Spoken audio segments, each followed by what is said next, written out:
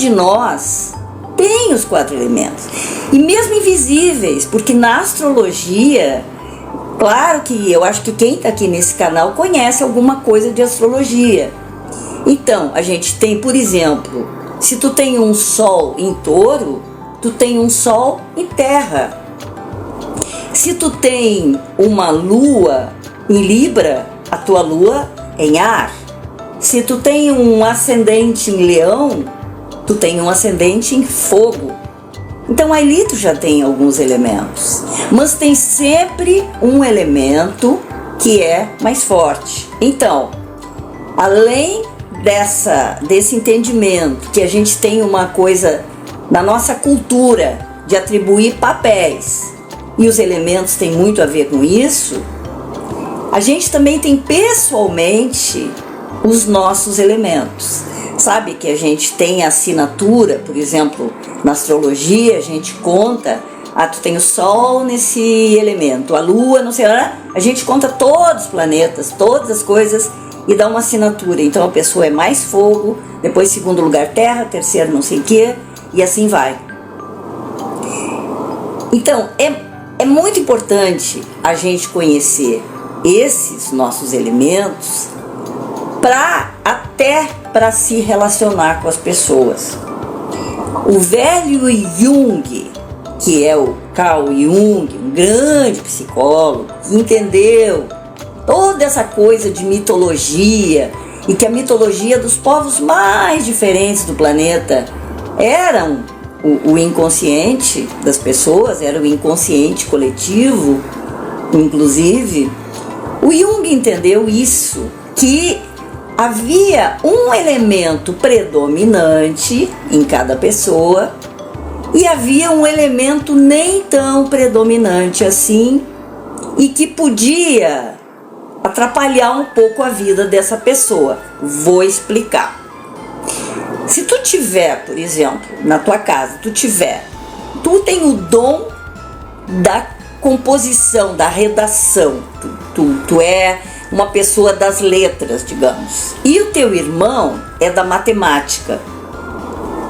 Muito bem, tu acha que o teu irmão vai começar a trabalhar muito redação e tu, porque eu não sei muito matemática, eu vou começar agora, eu vou pegar a matemática para estudar? Não acontece assim. As pessoas vão pelo caminho mais fácil, elas vão por aquilo que elas estão acostumadas.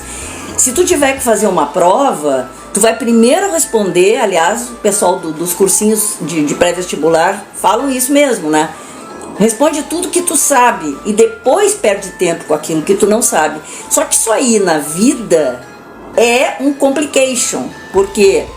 Porque tu te acostuma de tal maneira a desenvolver uma parte do teu psiquismo e aí o que acontece? Tchararará, acontece que tu vai procurar essa parte subdesenvolvida, digamos, nos outros, no parceiro, na família se dá papéis, e isso é muito ruim, né? Porque fica eternamente, aquele filho é o fulano. Inclusive antigamente é uma coisa assim, um filho ia ser médico, o outro ia ser advogado e o outro ia ser padre, sabe? As filhas nem, né? Mas isso aí é muito ruim, porque tu fica fazendo aquele papel a vida inteira. E o teu psiquismo, ele fica com muita gana de fazer essa complementação, de ter esse equilíbrio com esse outro que tu não tem. E aí o que acontece? Quando a gente se apaixona, se enamora, busca o par, olha, nem sempre se procura alguém e se encontra alguém porque é o amor, porque o amor é lindo, porque bateu a paixão. Sim, pode ter as flechas do cupido, pode ter tudo isso, mas na maioria das vezes a gente está procurando aquele que vai nos completar, que vai fazer aquele papel que a gente não faz. Tipo, as mulheres eram as que choravam, as que cuidavam da criança, as que passavam a mão se tivesse alguma coisa errada, e o homem vinha para dar uma bronca, entende? Agora tu imagina assim uma vida inteira. O que acontece? Acontece que tu não está vivendo a tua integridade, a tua identidade plena. Tu está vivendo uma parte dela. E a vida vai te cobrar. Aí vai ter aquela hora que nada vai resolver. E pior, se as pessoas se separam, não é só o outro que se foi embora. Não, fica um buracão assim, um vazio, porque foi uma parte tua, tu delegou, tu autorizou, tu passou uma procuração para a pessoa ser uma coisa que tu, por alguma razão, tu não é. Então, bebês, vamos aprender a ser uma coisa mais integral, né? Eu digo para vocês com certeza, as pessoas que conseguem manter esse equilíbrio de pelo menos tentar ser, sabe, tu usar a tua racionalidade, não ser tomado pelas tuas emoções, de exercitar o corpo, pro caso daquelas pessoas que ficam só no mundo das ideias. Tem que ter um equilíbrio pra gente ter saúde física, saúde mental, emocional, espiritual, né? Então, é muito importante que a gente veja qual é o elemento que está nos faltando, tá? Então, hoje eu vou falar na água.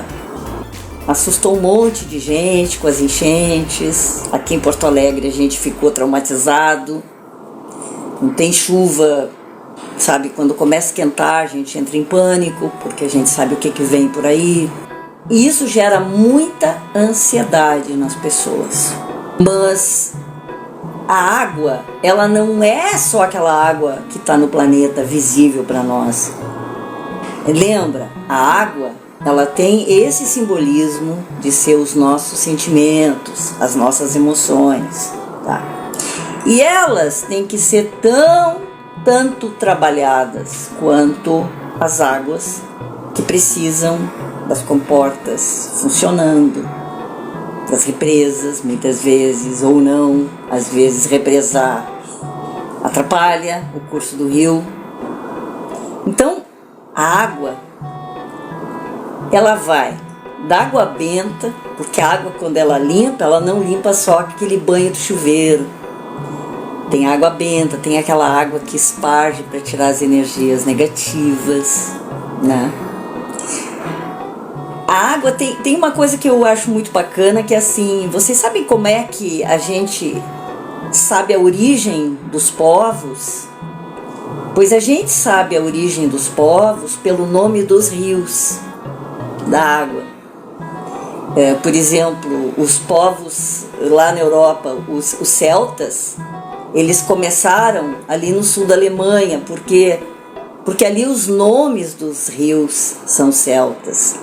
E depois tu vê a evolução, aí eles vieram para cá, aí aquele rio que não tinha sido ainda, digamos, descoberto, aí tem um nome, né? E aí tu vai entendendo quem é que chegou primeiro. Quem chegou primeiro naquela região deixou o nome do rio.